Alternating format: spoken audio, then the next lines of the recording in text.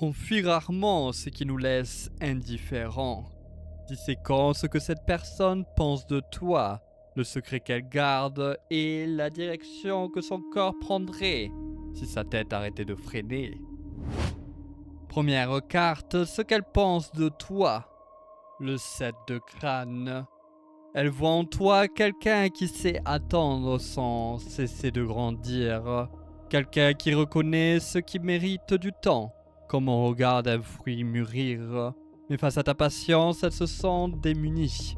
Ses jambes de loup sont faites pour courir. Pourtant, la voilà immobile, occupée à dévorer les dernières pommes d'une saison qui s'épuise. Elle traverse encore sa propre période de pénurie.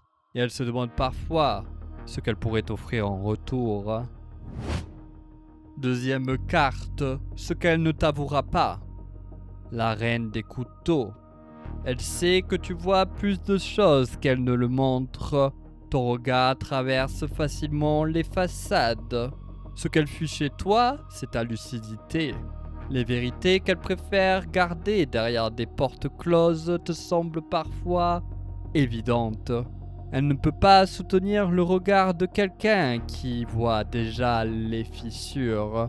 Alors elle observe, elle réfléchit, elle mesure chacun de ses pas avant de s'approcher.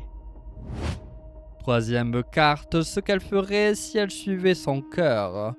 Le seigneur de couteau.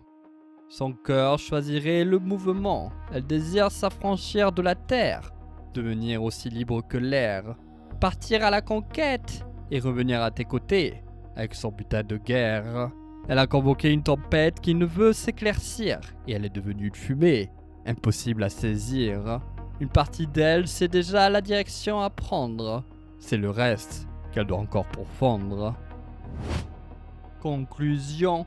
Certaines choses prennent forme avant d'être nommées. Elle sait ce qu'elle ressent, mais elle apprend à peine à le porter. Laisse-la mener ce combat intérieur. Souvent, ce qui hésite avec le plus de force, et aussi ce qui s'ancre avec le plus de profondeur.